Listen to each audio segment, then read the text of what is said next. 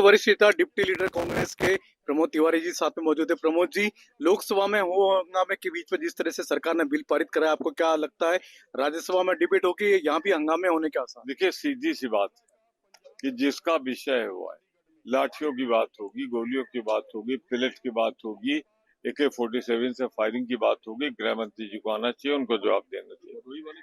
लेकिन sir bill तो जितेंद्र सिंह का था, ये कहना था सरकार का, किरण रिजिजू का। लाठी गोली जितेंद्र जवाब देंगे, उनको कुछ मालूम भी है, उनको कुछ आइडिया भी है। फिर एक सामान्य परंपरा रही, आर्टिकल 75 नियम है, कानून है, संविधान है कि मंत्री जवाब दे। जब उसका विषय आया तो आके जवाब दे।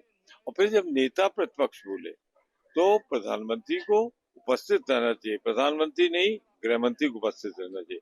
ये सिर्फ राहुल गांधी का अपमान नहीं, भारत के संविधान का अपमान है, भारत की संसद का अपमान है। तो प्रमोद तिवारी जिनका कहना है कि राहुल गांधी जब भाषण दे रहे थे उसमें प्रधानमंत्री मोदी को या गृह मंत्री अमित शाह को मौजूद रहना अनिवार्य था, वो मौजूद नहीं थे, इसका मतलब है उन्होंने संविधान का अपमान किया। संजय शर्मा। हमारे साथ मौजूद हैं कांग्रेस सांसद उज्जवल रमन सिंह, जो उत्तर प्रदेश से आते हैं। उज्जवल जी, आप उत्तर प्रदेश से आते हैं और राम जन्मभूमि ट्रस्ट का नया सचिव नियुक्त हो गया है जगदीश आफले, क्या कहेंगे और क्या कुछ बदलेगा? देखिए, मैं बहुत जानता नहीं, लेकिन एक विशेष संगठन से जुड़े हैं। ये वही संगठन है जो स्वीकार करने को तैयार नहीं कि ट्रस्ट में हमारे लोग थे, हमारे लोगों ने बेईमानी की, हमारे लोगों ने चोरी की। उनकी भी तो जवाबदेही हो। रिमोट कंट्रोल से ट्रस्ट चलाना ये उचित बात नहीं। ये सार्वजनिक ट्रस्ट है, लोगों की आस्था का, विश्वास का। उत्तर प्रदेश नहीं, देश के लोगों की भावनाएं आहत हुई हैं। उसका जवाब कौन देगा?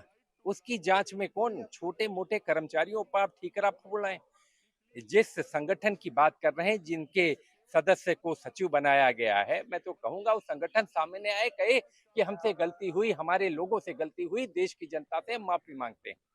तो मैं तो इसको अच्छा मानता हूं कि अगर इस तरीके से लोग सामने आए, लेकिन लोगों में कितनी चंदा चोरी हुई ये जानकारी होनी चाहिए। SIT जो थी वो बनी, उसकी रिपोर्ट कहाँ है?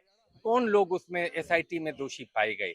और supreme court monitored, supreme court के सिटिंग जज से इसकी जांच होनी चाहिए। दूध का दूध, पानी का पानी होना चाहिए। कहीं न कहीं ये संदेश लोगों का एक ट्रस्ट नहीं है, एक भावना उससे जुड़ी हुई थी। उस भावना को आपने चुराने का काम किया। लोग भावना के साथ कोई चढ़ावा देता है, कोई चंदा देता है, वो अपनी भावना अर्पित करता है। आज क्या हुआ? उनके साथ विश्वासघात किया गया। और किसने किया? इन्हीं लोगों ने किया जो आज उसका स्वयंभू पैरोकार बता रहे हैं। मैं तो कहूंगा कि सुप्रीम कोर्ट ने इसको बनाया था और निश्चित तौर से देश की जनता, प्रदेश की जनता जरूर देखे कि इन लोगों को माफ नहीं करना चाहिए, जिन्होंने ये धृष्टता की, ये पाप किया, और इस पाप का दंड जरूर दिया जाना चाहिए। वहीं राहुल गांधी ने जो स्पीच दिया लोकसभा में, इसे लेकर के बीजेपी ये कह रही है कि राहुल गांधी को माफी मांगना चाहिए और साथ ही साथ उन्हें स्टूडेंट्स का कोई फिक्र नहीं है। वो चर्चा की मांग कर रहे थे, लेकिन चर्चा और उस कानून से संबंधित उन्होंने कुछ बोला ही नहीं। सत्य बोलने के लिए किस बात की माफी होती है? अगर सत्य को बोला जाए, जवाबदेही तय हो। और आप तो पिछली बार कानून लाए और सदन की चर्चा में आपने देखा कि 2024 की लीक में 44 में 42 लोगों को आपने छोड़ दिया। और क्यों बेल मिली? क्योंकि CBI समय में से चार्जशीट दाखिल नहीं कर पाई। राधा किशन कमेटी बनी, उसकी सिफारिशें आप लागू नहीं कर पाई। Short term, medium term, long term goals उसमें प्रस्तावित थे। सरकार बताए तो सरकार ने क्या किया, सरकार का क्या कृत्य था, और सरकार के मंत्रियों का आचरण लोकसभा में जिस तरीके से, किसने जो है बिल पर चर्चा किया? वो तो ये कह रहे हैं बैलेट गन चला ही नहीं है। जब बच्चे जिनको लगा है, क्या उनको नकारते हैं? वो तो पहले दिन से उपहास उड़ा रहे हैं उस आंदोलन का, उन बच्चों का, उन विद्यार्थियों का, उनके माता पिता का, उनके टीचर्स का। पहले दिन से ये सरकार उनका उपहास उड़ा रही है, उनकी मेहनत का, उनकी लगन और ईमानदारी का। कि आखिर जो है विद्यार्थी अपने जीवन में चाहता क्या है? पारदर्शिता हो, शुचिता हो, जिस एग्जामिनेशन में वो बैठ रहा है। लेकिन कहीं पर आपको दिखा क्या? अगर ये मांग करना भी गुनाह है, तो ये गुनाह तो छात्र बार बार करेंगे अगर यही स्थिति रही तो। भाई, सरकार कानून क्या परिवर्तन किया इन्होंने? आपने सिर्फ पैसे को बढ़ा दिया। बता दीजिए उस कानून के तहत कितने लोगों को आपने दंड दिया, कितने लोगों पर कार्रवाई हुई।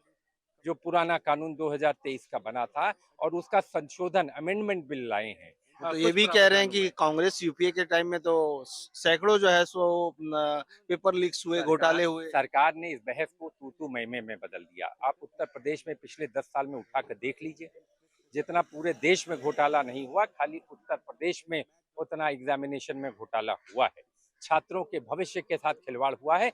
ये मैं नहीं, आप किसी उत्तर प्रदेश में चले जाइए, आप हमारे जनपद प्रयागराज में लाखों छात्र, हजारों छात्र वहां पढ़ते लिखते हैं, तैयारी करते हैं, आप उनसे जाकर। Thank you.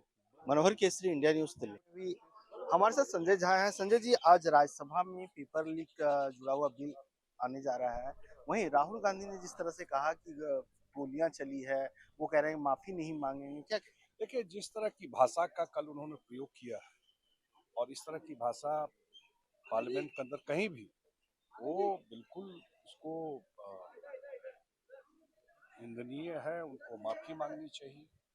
और उसके अलावा जो घटना घटी, सब लोग जानते हैं। उनको कहाँ से ये सब ज्ञान आता है कि ऑन स्पॉट अगर कोई बात होती है तो मजिस्ट्रेट के स्तर पर या एसडीएम रहता है, उसके स्तर पर डिसीजन होता है इन सब चीज़ों का। कहीं कुछ गोली चला या कहीं कुछ हो, कोई मंत्री ऑर्डर देता है, कोई मुख्यमंत्री, और आज तक तो कुछ देखा नहीं। दिल्ली के सड़कों पर लाखों सिख मारे, हजारों सिख मारे गए, किसका ऑर्डर था वो? ये जो भाषा ही बोल रहे हैं, इसलिए ये बिल्कुल गलत है। सबसे महत्वपूर्ण मुद्दा है कि इतना इम्पोर्टेंट बिल आ रहा है और इस देश के युवा वेट कर रहे हैं।